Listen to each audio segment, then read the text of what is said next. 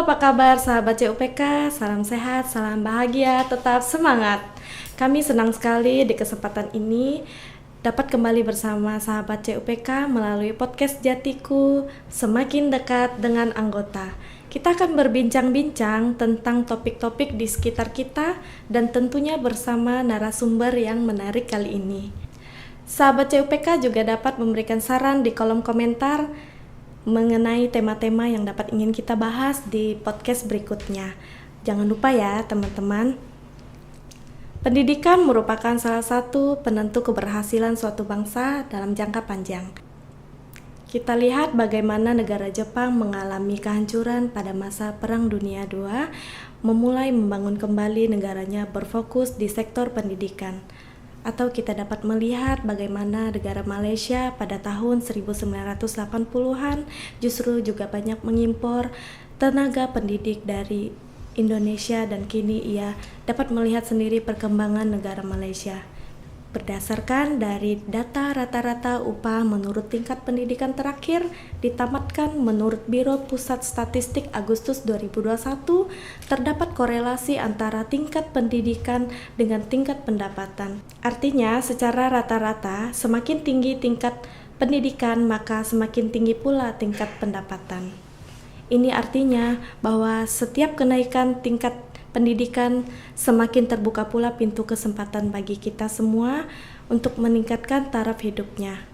Bersama ini kita telah hadirkan Wakil Pengurus Ketua 2 CU Pancur Kasih Bapak Justinus Mulyadi yang juga kebetulan merupakan seorang praktisi di dunia pendidikan. Apa kabar Pak Justinus Mulyadi? Baik, luar biasa, puji Tuhan. Semoga sehat selalu ya Pak. Amin, pastinya.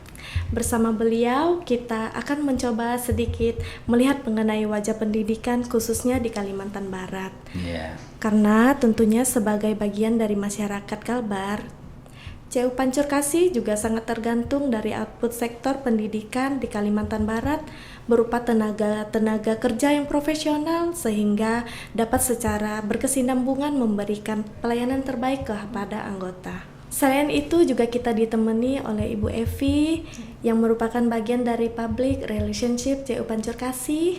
Bersama beliau berdua ini kita akan mengobrol mengenai bagaimana peran dalam dunia pendidikan di Kalimantan Barat.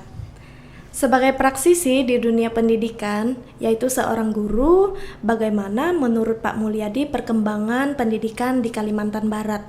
Terutama pendidikan dasar ya Pak ya. Karena kita tahu bahwa pemerintah saat ini sudah menjalankan program gratis belajar sampai di tingkat SMA, khususnya untuk sekolah negeri. Apakah ini secara langsung berdampak pada turunnya tingkat anak putus sekolah Pak? Baik, terima kasih Yunita, pertanyaan yang sangat baik sekali. Kita tahu memang dari sekolah negeri itu dari tingkat jenjang SD, SMP, dan SMA itu pemerintah sudah mempunyai sebuah program yaitu sekolah gratis.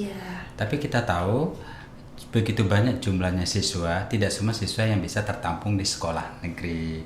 Nah, mungkin secara otomatis saya pikir juga ada berdampak juga penurunan siswa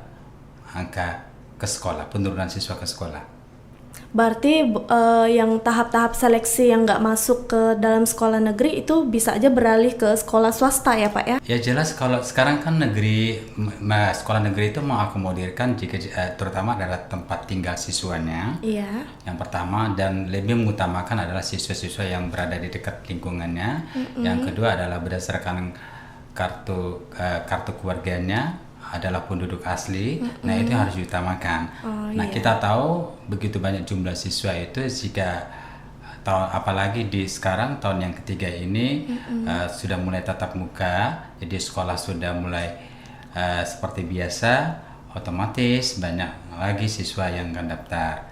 Nah inilah yang menyebabkan kenapa sekolah negeri membludak ya. Sehingga juga akan menjadi kesulitan bagi siswa yang tidak dapat terima di sekolah negeri.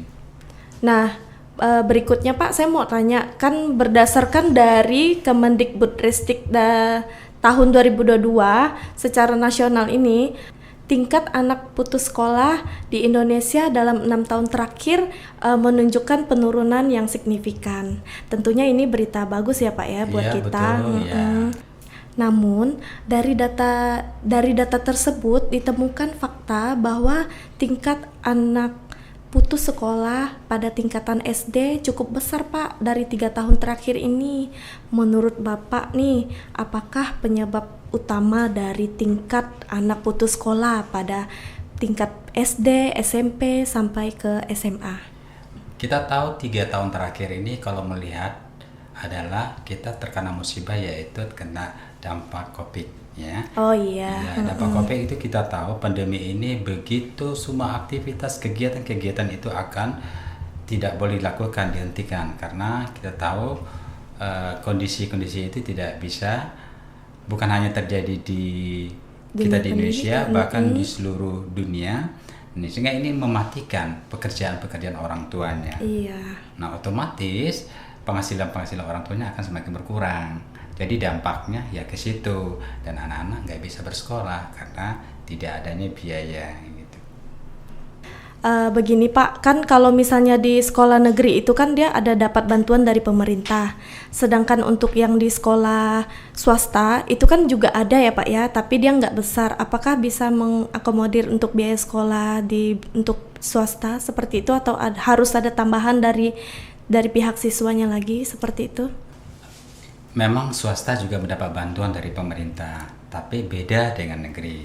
Kalau sekolah swasta, semua pembiayaan sekolahnya itu dibiayai oleh dengan pembiayaan mandiri. Nah, walaupun walaupun anak-anak mendapat bantuan operasional sekolah dari pemerintah, tapi itu tidak semua mengakomodirkan untuk kebutuhan anak, dan juga untuk guru dan karyawan, karena guru dan karyawan itu adalah guru-guru swasta. Otomatis untuk mendapatkan gaji itu dari siswa. Nah, dari situlah mungkin dampaknya juga tidak semua bantuan-bantuan dari pemerintah itu bisa mengakomodirkan. Oh, berarti kalau misalnya nih Pak, kan berarti siswa-siswa yang di sekolah swasta perlu ada biaya seperti itu ya Pak ya. Kisaran biaya dari SD atau sampai SMA seperti itu Pak, kisaran biayanya aja kan untuk mengakomodir kayak seperti gaji atau operasional sekolah gitu. Oh iya. Kalau misalnya untuk siswa baru, kalau berkisar dari kita ada swasta yang tidak swasta itu ya. Kalau swasta mulai dari jenjang SD itu berkisar sekitar 2 juta, bahkan ada sampai 5 juta. Nah, begitu juga jenjang SMP ada berkisar sekitar 3 juta sampai di atas itu. Dan juga dari jenjang SMA.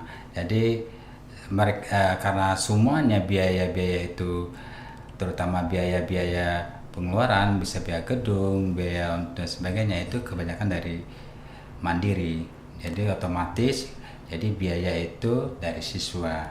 Cukup tinggi juga ya Pak ya? Ya, cukup tinggi. Ini juga yang membuat dampak juga bagi penurunan siswa.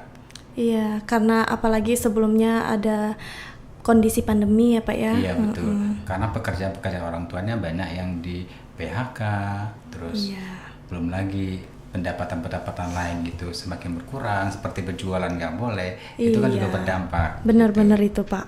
Nah, kalau begitu Pak, saya mau nanya dengan Bu Evi lagi nih. Oh iya. Iya, boleh ya Pak ya? Boleh. Sebagai bagian dari lingkungan sosial kemasyarakatan di Kalimantan Barat, CU Pancurkasih tentunya memiliki hubungan yang sangat mempengaruhi dan dengan lingkungan di mana CU Pancurkasih beraktivitas. Oleh karena itu, menurut Ibu Evi, bagaimana cara Pancurkasih agar dapat berkontribusi untuk perkembangan dunia pendidikan di Kalimantan Barat, khususnya CU Pancurkasih ini kan melakukan aktivitas simpan pinjam. Ya, baik, terima kasih Mbak Sunita. Iya. CU Pancurkasih memandang penting pendidikan. Iya. Jadi kenapa? Karena pendidikan ini bisa meningkatkan ilmu pengetahuan Selain itu juga bisa menentukan pola pikir kita, cara bertindak, dan tentu saja pendidikan ini menjadi gerbang untuk kita, apalagi generasi muda, untuk meraih masa depan yang lebih baik lagi. Nah, sebagai lembaga keuangan yang layanan utamanya bergerak di bidang simpan pinjam, CU Pancur Kasih sejak dulu sudah menghadirkan produk simpanan dan pinjaman pendidikan. Nah, simpanan pendidikan di CU Pancur Kasih itu kita sebut SIPintar, simpanan anak dan pelajar. Wow, keren ya namanya, Bu. Betul. Simpanan ini untuk persiapan dana pendidikan anak dan pelajar di masa yang akan datang. Berarti udah sangat lama ya, Bu ya, CU Pancur Kasih itu menghadirkan produk simpan pinjam untuk yang namanya SIPintar tadi itu ya? Iya, sudah lama untuk SIPintar, dan kebetulan juga selain SIPintar tadi ada pinjaman pendidikan. Jadi pinjaman pendidikan ini diperuntukkan untuk anggota KSP CU Pancur Kasih yang memerlukan biaya pendidikan, terutama di level sekolah maupun perguruan tinggi. Jadi kalau misalnya nih Bu, anaknya mau sekolah kayak gitu kan perlu biaya pendidikan, tapi anaknya masih di bawah umur, tapi tidak anggota nih Bu. Jadi yang pinjam apakah anaknya harus masuk anggota pinjam atau orang tuanya sebagai anggota? Tentu saja orang tuanya, karena anak kan masih di bawah umur, apalagi kita juga ada aturan kalau untuk peminjam itu usia 21 tahun ke atas begitu. Oh iya Bu, tadi kan udah kita bahas yang anak SD nih Bu, tapi bisa aja sahabat CUPK yang kuliah di luaran sana perlu biaya, karena kan terkait biaya nih tinggi ya Bu. Kalau untuk universitas, misalnya kalau anggota tersebut sudah jadi anggota, terus dia di atas 17 tahun sudah berpenghasilan, tapi perlu biaya kuliah nih Bu, apakah bisa nih yang calon mahasiswa tadi nih mau pinjam gitu atau tetap orang tuanya? Di atas 17 tahun ya? Iya. Yang jelas kita punya peraturan bahwa pemberian fasilitas pinjaman itu untuk usia 20 tahun ke atas. Jadi kalau misalnya walaupun sudah punya penghasilan, tapi kalau misalnya dari segi usia tidak 21 tahun, sepertinya tidak bisa. Berarti itu orang tua kalau orang tua. Kalau orang tuanya anggota CU, ya jelas orang tuanya yang bisa diberikan pinjaman. Iya, benar sekali. Jadi karena ini orang tuanya yang diberikan fasilitas pinjaman, tetapi karena tadi anaknya kan kuliah ya, jadi bagusnya memang si anak dihadirkan juga saat proses konsultasi maupun pencairan. Karena apa? Dengan hadirnya si anak, maka itu juga akan memberikan penjelasan kepada anak itu bahwa orang tuanya ini serius untuk menyekolahkan anaknya, sehingga anaknya tidak putus kuliahnya. Biar anaknya serius juga ya Bu. Biar anaknya serius untuk menggapai cita-citanya. Jadi orang tuanya tidak kecewa, begitu dia. Oh iya.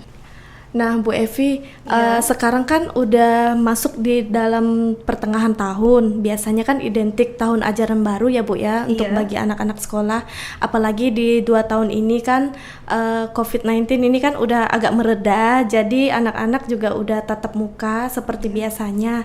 Nah, peran CU Pancur Kasih di sini, apa yang ditawarkan CU Pancur Kasih untuk kontribusi dalam perkembangan dunia pendidikan di Kalimantan Barat? Baik, terima kasih Mbak Sunita. Seperti yang saya sampaikan tadi, bahwa CU Pancur Kasih mempunyai layanan utama simpan dan pinjam. Nah, kabar gembira juga nih untuk anggota KSP CU Pancur Kasih. Kita mengadakan promo pinjaman pendidikan, di mana balas jasa pinjaman hanya sebesar 0,58% per bulan. Dan tentu saja ada batasan waktunya sampai 31 Oktober 2022. Berarti kalau untuk BJP sebelumnya itu berapa ya Bu Evi ya? BJP sebelumnya itu 0,80% per bulan. BJP itu apa? Mungkin anggota kita ingin tahu. Iya, betul juga ya Pak ya. BJP itu apa sih Bu? Mungkin jelaskan itu, apa BJP itu Bu? BJP itu balas jasa pinjaman. Oh iya. Berarti kayak bahasa lembaga keuangan lainnya seperti bunga gitu ya Bu ya? Bunga. Tapi kalau kita di CU Pancur Kasih kita sebutnya balas jasa pinjaman. Atau yang disering dengan BJP. Iya, dengan singkatan BJP tadi. Baik, berarti kalau dari 0,583 ke 0,8 lumayan juga ya Bu ya selisihnya ya Bu ya? Selisihnya sekitar 0,217% gitu. Iya, begini Bu, kalau dari promo ini dari biaya-biaya kan tadi seperti yang sudah Bapak Mulyadi sampaikan, biaya pendidikan itu kan berkisar dari 2 jutaan sampai puluhan juta malahan ya Pak ya. Iya, kalau swasta yang mungkin fasilitasnya lengkap, saya kira memang sampai bahkan puluhan juta memang. Iya. Gitu. Menarik nih, dari biaya itu kan ada promo nih 0,583. Benar. Itu boleh nggak Bu minta simulasinya, seperti misalnya pinjaman minimal berapa atau maksimalnya berapa, atau contoh simulasi aja deh untuk pinjaman itu. Baik, contoh simulasinya, katakan anggota memerlukan pembiayaan untuk pendidikan anaknya, katakan saldonya 20 juta dengan jangka waktu selama 60 bulan dan dengan BJP promo tadi 0,583 per bulan, maka setoran per bulannya itu sebesar 451.000 per bulan. Nah, kalau kita bandingkan dengan balas jasa pinjaman sebelumnya yang tidak promo, itu setoran tetapnya sebesar 494.000. Artinya ada selisih lah sebesar 43.000 per bulan. Lumayan juga ya Bu ya, selisihnya 43 ribuan ya Bu ya tadi. Lumayan juga Mbak, karena itu selisihnya bisa aja untuk ditabung, iya, bisa untuk benar. beli peralatan sekolah anak-anak atau keperluan lainnya. Apalagi ibu-ibu nih lebih suka kalau ada kelebihan seperti itu. Berarti kalau misalnya kita mau pinjam, itu kan dia lagi promo nih Bu sekarang nih. Betul, lagi promo. Kita pinjam itu apakah harus jadi anggota dulu? Iya harus, karena untuk mendapatkan fasilitas pinjaman di KSP CU Pancur Kasih tentunya harus jadi anggota dulu.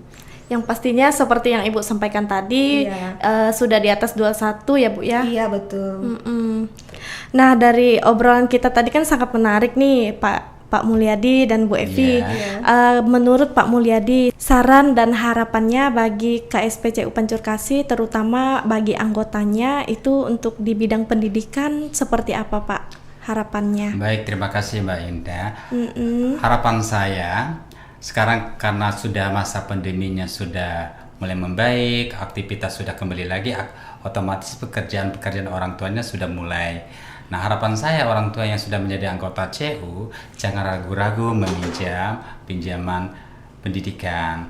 Mumpung pinjaman pendidikan ini masih promo sampai bulan Oktober Bu ya. Iya betul. Saya pikir yang apa yang diberikan simulasi oleh Ibu Epi itu bisa para anggota kita bisa bermanfaat ya Pak ya. Hitungan nanti itu bisa membantu sehingga anak-anak bisa terbantu untuk biaya pendidikan. Itu harapannya, semoga anak kedepannya bisa memudahkan lebih baik lagi. Iya, jadi nggak ada yang putus sekolah ya Pak ya, dari betul. Promo-promo ini. Baik Bu Evi, harapannya bagi para anggota CU Pancur Kasih dengan promo ini seperti apa Bu harapannya? Harapannya dengan promo pinjaman pendidikan ini, yang pertama CU Pancur Kasih berkontribusi terhadap pendidikan bagi masyarakat kita. Kedua, dengan promo ini juga CU Pancur Kasih bisa membantu untuk pembiayaan pendidikan anggotanya, terutama yang tadi terdampak oleh COVID-19. Dan yang terakhir, harapannya semoga promo ini benar-benar dimanfaatkan oleh anggota KSP CU Pancur Kasih. Jadi yang berada di dekat kantor ya bisa segera ke kantor CU Pancur Kasih. Untuk menanyakan informasi yang lebih baik supaya terarah dan terencana. Nah, tentang biaya pendidikan itu bisa teratasi dengan baik Bu ya. Iya benar sekali terima Pak kasih Mulyadi. nih Informasinya ya. Berarti kalau para anggota bisa mendatangi kantor terdekat KSP CU Pancur Kasih dimanapun berada ya Bu ya. Benar sekali. Baik, demikian obrolan singkat kami bersama Pak Mulyadi dan Ibu Evi. Sebagaimana salah satu pilar kredit union adalah pendidikan yang bermakna, bahwa kredit union dimulai dengan pendidikan, berkembang dengan pendidikan, dikontrol dengan pendidikan, bergantung pada pendidikan. CUPK juga memahami bahwa pendidikan merupakan bekal yang penting dapat kita wariskan kepada anak cucu kita. Jangan lupa sahabat CUPK untuk memberikan saran di kolom komentar agar kedepannya podcast Jatiku dapat terus berkembang dan menghadirkan pembicaraan yang menarik dan tentunya bermanfaat bagi sahabat CUPK. Podcast Jatiku semakin dekat dengan anggota CUPK sejati. CUPK. Barage CU Melangkah Repo. Repo.